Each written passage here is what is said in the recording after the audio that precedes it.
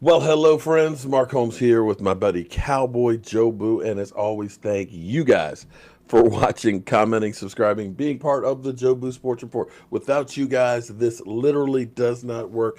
Let's get open for business here. Let's wake up the football gods.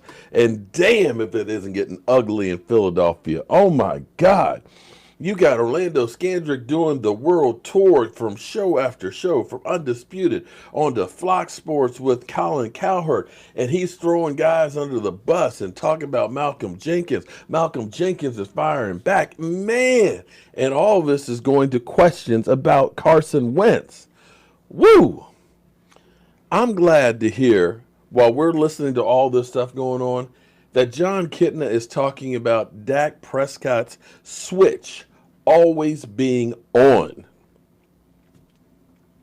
that he doesn't want to stop, that he's constantly trying to get better. You offer him a day off. I don't want a day off, coach. I want to be here getting better every single day.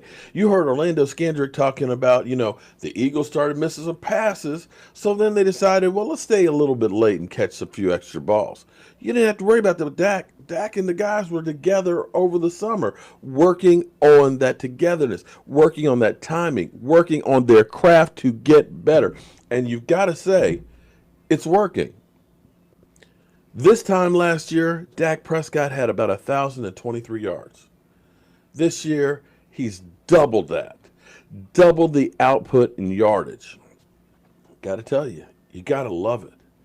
When you hear things about our team, and this is what I always said about our team, the difference between what we do versus everybody else. I don't know who to thank, if that's, Jerry Jones, Stephen Jones, the coach, whatever, or maybe it's just the guys.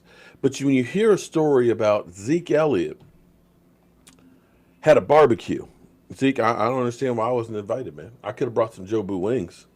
I could have brought some pulled pork or something. I mean, I know you had hot dogs and hamburger. There's nothing like some Joe Boo wings there, Zeke. You want to eat?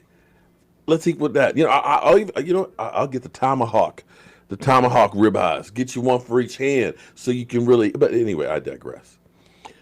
But here's where you know that this is truly a team, because Zeke Elliott, after the draft, ended up inviting Tony Pollard to his house for a barbecue.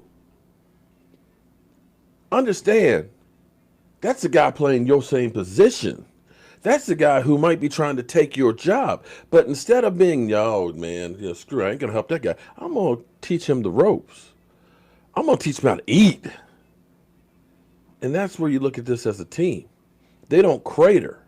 Right now, you would think a nuclear bomb went off in Philadelphia. Right now, they say that the Philadelphia Eagle fan base is like the third lowest right now in confidence. It's ugly. Now, what I always tell you, because, we got Jerry Jones. Jerry loves the limelight. Jerry loves the talk. Jerry, of course, talking about we got the War Daddy now and Michael Bennett and things, He's pounding his chest, Stephen Jones, of course, the guy I tell you to pay attention to, because that's where the real power and decision making is. Jerry got the final say on stuff, but it's really Stephen Jones is in there doing the grind. And we'll talk about this. We'll do our drive time show at 5 o'clock. And also tonight, tune into our live stream, because we have Mike Fisher in the house with us tonight, too. So tune in. We're going to be really going at it. We'll be talking about those Philadelphia Eagles and stuff. So be sure to be here. But here's where Stephen Jones was asked, how you're feeling about the team and stuff. And he says that, this bye week came at the right time, that we're going to be close to 100% coming out of the bye, about as close as we were at the beginning of the year. I dare say it might be a little bit better, because DeMarcus Lawrence has a little bit more time to heal. That, Zeke Elliott isn't just fresh from Cabo. He's got, a little bit of work underneath him and stuff. His only exception was Tyrone Crawford's not there. But thinks we made some strides by getting Michael Bennett. So, he says, of course, Bennett can certainly fill those shoes. Then he was asked about one Dakota Prescott. After praising Dak, Cowboys VP Stephen Jones was asked, if Dak has any glaring weaknesses that he would like to point out, because they are in contract negotiations. So, here's your chance to go ahead and try and throw a little dirt to try and, make the negotiation better. Tell the Cowboy fan base that, you got issues to deal with. You have to worry about him being suspended, or, he's not practicing enough or whatever. Just some stuff to make it look like you shouldn't be paying him top dollar. Jones said, laughing, absolutely not. In my mind, he's flawless. Remember, they're in negotiations. You want to try and, when you're in negotiations, you don't want to go ahead and kiss behind. You want to try and bring him down to earth and say, well, you got to work on this and work on, no.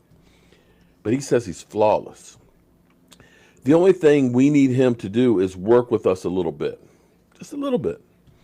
And understand, because it's not his money. It's not because it is his money. And it's easy for someone else to say, but the only reason we're having a negotiation is to talk him into all of the reasons why it's good to have a good supporting cast around you. Other than that, it would be easy to write the check.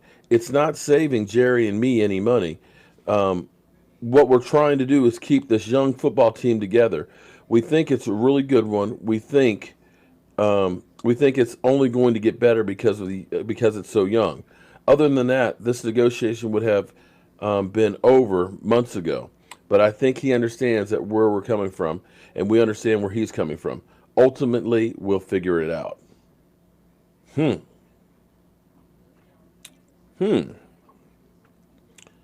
basically, we love him. We believe in him. We just want to make sure we don't overpay for him.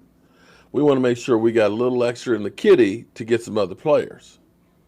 Now, if you're Dak Prescott on the other side of the fence, you got to look and say, you got that for 4 years.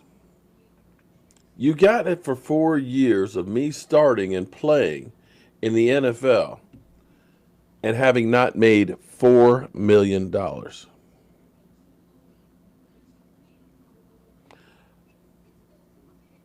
So, can you understand where Dak's coming from?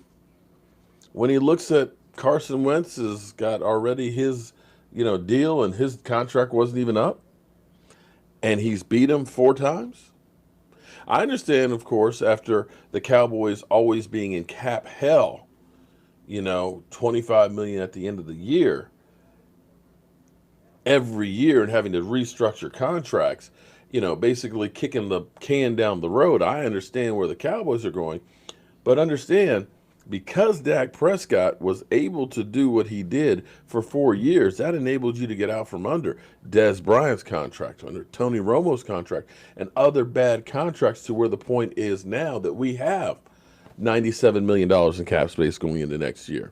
It's because of him being dirt cheap. And it's also because of him being drafted in the 4th round that you were able to use that draft capital to get a Jalen Smith or a Zeke Elliott, whereas other teams had to package up and move up and try and get a franchise quarterback.